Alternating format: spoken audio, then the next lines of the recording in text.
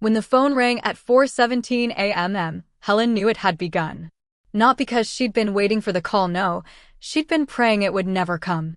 But the moment the vibration sliced through the silence of her bedroom and the screen lit up with Brent, her heart dropped so deep it felt like it fell through the floor of the old house she and her husband had bought 32 years ago.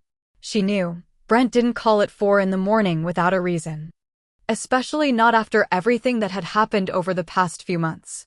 "He's gone," Brent said without greeting. His voice was flat, like asphalt on a deserted road. "Dad's dead." Helen didn't reply.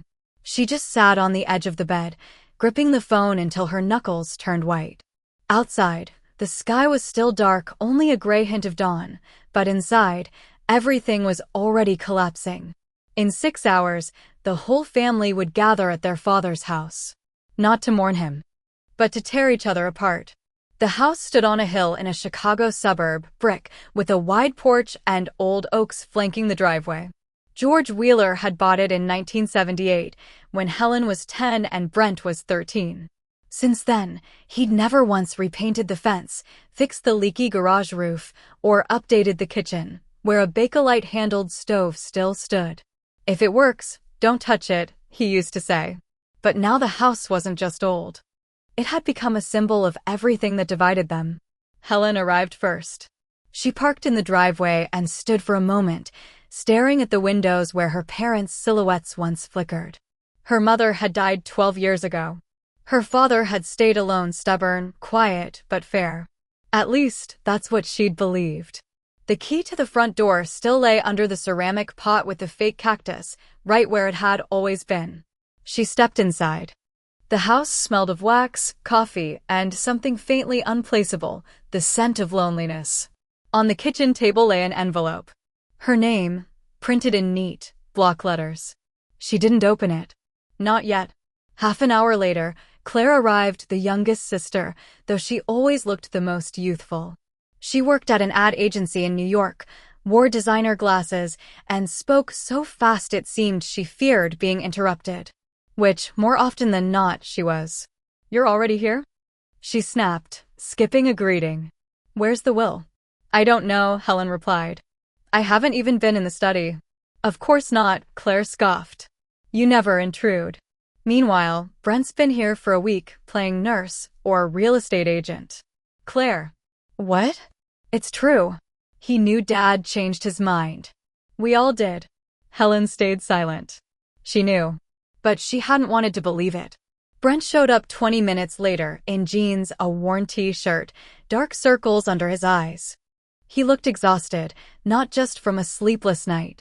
"Hey," he said, nodding to his sisters. "The lawyer's coming in an hour. He's bringing the will." "And you've already read it?" Claire asked, suspicion sharp in her voice. "No. Dad forbade it. Said, you'll all find out together." "Convenient," Claire muttered. Helen walked to the window. Over the past months, a chasm had opened between them. And it had all started with one conversation on their father's 75th birthday. They'd gathered in this same house that day. George had looked spry, though he walked with a cane. He'd smiled, cracked jokes, poured whiskey into old crystal glasses. After dinner, he raised his glass and said, "I've changed my mind about the house." Silence fell like a block of ice. "I'm leaving it to Helen." Brent nearly dropped his glass. Claire shot to her feet. "Why her?" she gasped. "Because she came every week. Because she called every night. Because she didn't disappear for years like some people." Claire flushed. "I was building a career. And I built this house." George snapped. "And if you think I didn't notice who was here when your mother was dying, you're wrong." Brent stayed quiet. But something flickered in his eyes, hurt, jealousy, maybe fear. After that night, Brent started visiting more often. Too often. He brought groceries, fixed the plumbing, even repainted the porch for the first time in 20 years. Helen had been glad. Finally, he gets it. But now she wasn't so sure. The lawyer arrived at exactly 10. Mr. Holden, elderly, silver-haired, impeccably dressed, nodded to everyone, sat at the kitchen table, and pulled out a folder. "George Wheeler drafted a new will 3 months ago," he began. "It's notarized, signed, and legally binding. Helen's heart pounded faster. According to this document, the house and savings totaling $320,000 go to Brent Wheeler. Silence. Claire leapt up. This is a joke. He said the house was going to Helen. The 2022 will has been legally revoked, Mr. Holden said calmly. George's final wishes leave everything to Brent. But why? Helen whispered. Brent looked down. Because I was here, he said quietly.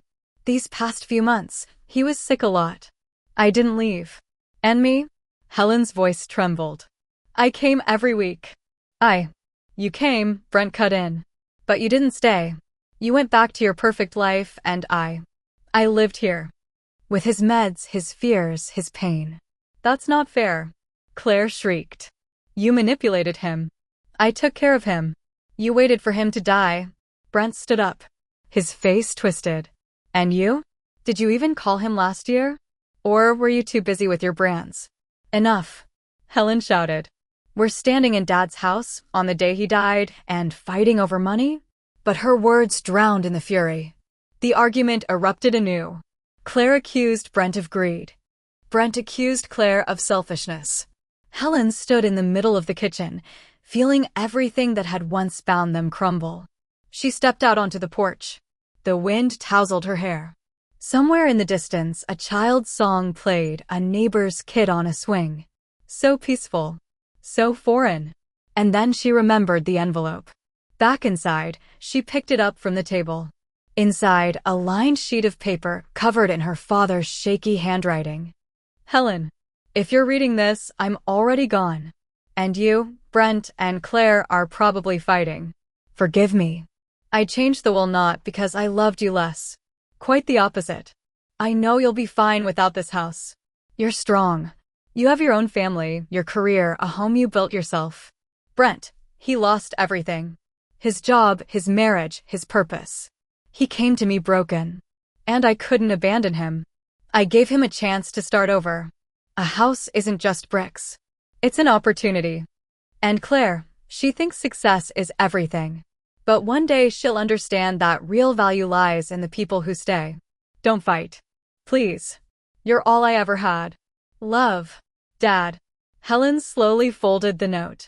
Tears fell onto the paper. She returned to the kitchen. Brent and Claire still stood facing each other like boxers after the final round. Listen, she said softly.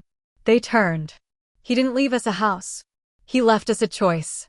She handed the note to Brent. He read it, bowed his head. Claire peeked over his shoulder and suddenly burst into tears. No one spoke for several minutes.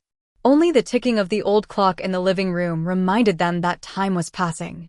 I didn't know, Brent whispered. Me neither, Claire said. I thought he'd forgotten about me. He never forgot, Helen said. He just saw us for who we really are. A week later, they gathered again. Not in anger, but in quiet understanding. They decided to sell the house. Split the money evenly. Brent would use his share to start fresh, maybe open the little shop he'd always dreamed of.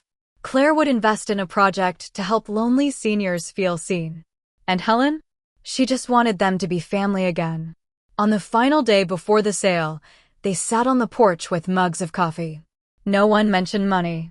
They remembered how their father taught them to fish at the lake, how their mother baked apple pie on Sundays, how they'd huddled in the basement during storms, holding hands.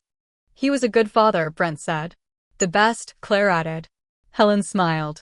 The story no one wanted to hear had finally been heard, not because of money, but because of the love they'd almost lost forever.